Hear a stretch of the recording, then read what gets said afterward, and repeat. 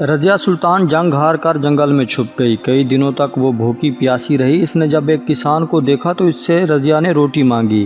کسان نے فقیر سمجھ کر آدھی روٹی کا ٹکڑا دے دیا، لیکن بعد میں اسے قتل کیوں کر دیا؟ مسلم دنیا کی پہلی حکمران خاتون رضیہ سلطان کو اس کے والد نے 8 بیٹوں کے ہوتے ہوئے اپنی ایک بیٹی کو کیوں اپنا جانشین مقرر کیا؟ آپ دیکھ رہے ہیں ریئل پوائنٹ آف ہسٹری اور میں ہوں اقبال۔ اگر ابھی تک آپ نے اس چینل کو سبسکرائب نہیں کیا تو کر لیں اور بیل آئیکن کو بھی پریس کر دیں۔ سلطان شہاب الدین غوری کا جب انتقال ہوا تو دہلی کی سلطنت اس کے ایک غلام قطب الدین ایبک کے زیر نگین ہوئی۔ قطب الدین ایبک کے انتقال کے بعد ان کے ترک غلام اور داماد سلطنت دہلی کے حکمران بنے۔ اس ترک غلام کو دنیا شمس الدین التتمش کے نام سے جانتی ہے۔ 1205 کو التتمش کے گھر رضیہ پیدا ہوئی۔ اس کے 8 بھائی تھے، لیکن سلطان کے زیادہ قریب وہی تھیں۔ اس کی قربت کی وجہ یہ تھی کہ وہ ایک ذہین ترین عورت تھیں۔ گھوڑ سواری، نیزہ بازی اور تیر اندازی میں وہ ایک جنگجو مرد کی طرح ماہر تھیں۔ سلطان بھی اپنی حکومتی معاملات میں رضیہ سے صلاح مشورہ کرتا، حتیٰ کہ سلطان نے 8 بیٹوں کی بجائے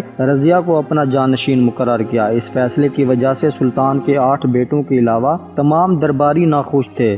درباریوں کا خیال تھا کہ وہ ایک عورت کی حکمرانی تسلیم نہیں کریں گے۔ سلطان کی دوسری بیوی ترکان شاہ اپنے بیٹے رکن الدین کو حکمران بنانا چاہتی تھی۔ سلطان نے اپنی بیوی اور درباریوں کے دباؤ میں آ کر رکن الدین کو اپنا جانشین مقرر کر دیا۔ سلطان کے انتقال کے بعد رکن الدین تخت پر بیٹھ گیا۔ حکومت کے سارے معاملات اس کی والدہ ترکان شاہ چلاتی تھی۔ اس نے رکن الدین کے تمام مخالفین کو چن چن کر راستے سے ہٹانا شروع کر دیا۔ جب رکن الدین تخت پر بیٹھے تو انہوں نے عیاشی شروع کر دی۔ اسے سلطنت کی کوئی پرواہ نہیں تھی۔ حکومتی معاملات اس نے اپنی ماں کے حوالے کر دیے۔ جو درباری عورت کی حکمرانی کے مخالف تھے، انہیں پھر ایک عورت کی حکمرانی نصیب ہوئی۔ وہ عورت رضیہ سلطان نہیں بلکہ اس کی ماں ترکان شاہ تھی۔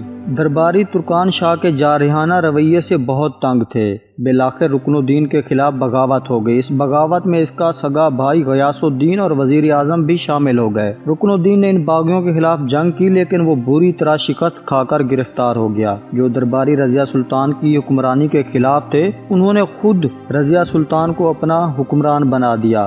10 اکتوبر 1236 کو رضیہ کی تاجپوشی ہوئی اور ان کے نام کے سکے بھی جاری کر دیے گئے۔ اس نے سب سے پہلے ترکان شاہ اور رکن الدین کو نظر بند کر دیا، لیکن رضیہ کے خلاف بھی بغاوت ہونے لگی۔ اس میں کئی درباری شامل تھے۔ انہوں نے رضیہ کے خلاف ایک بہت بڑی فوج بھی تیار کر لی، لیکن رضیہ نے جنگ کی بجائے سیاست سے انہیں ناکام بنایا۔ اس نے تمام باغیوں کا اتحاد توڑنا شروع کر دیا۔ جب سب باغی اکیلے اکیلے ہو گئے تو رضیہ نے ان کو چن چن کر راستے سے ہٹایا۔ کہا جاتا ہے کہ رضیہ کا دل گھوڑوں کے استبل کے دروگا یاقوت پر آ گیا۔ وہ ایک حبشی غلام تھا۔ وہ رضیہ کے اتنا قریب ہو گیا کہ رضیہ نے پہلے تو اسے امیر بنایا، پھر بعد میں اسے امیر الامرا بنا دیا۔ درباریوں کو ایک غلام کی قربت پسند نہ آئی۔ وہ یہ سب برداشت نہیں کر پائے اور رضیہ کے خلاف پھر بغاوت شروع کر دی۔ پوری سلطنت میں رضیہ اور یاقوت کی رنگ رلیوں کے چرچے ہونے لگے۔ اس وقت کے بھٹنڈا کے گورنر ملک التونیا کی سربراہی میں بغاوت شروع ہوئی۔ رضیہ اس بغاوت کو کچلنے کے لیے فوج لے کر نکلی،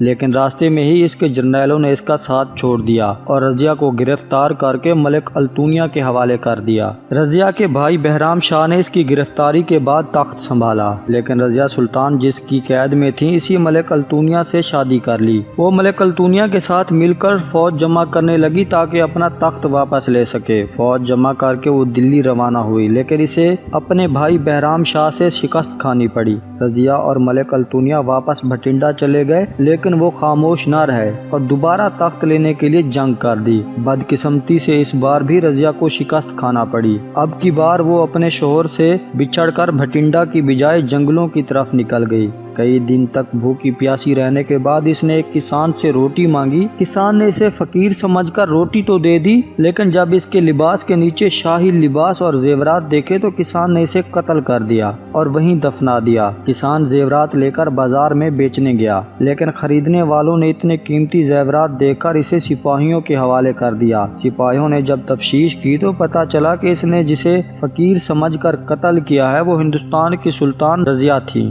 بعد میں رضیہ کے بھائی اس کی لاش دلی لے گیا اور انہیں ترکمانی دروازے کے باہر بلبل خانے میں دفن کر دیا گیا۔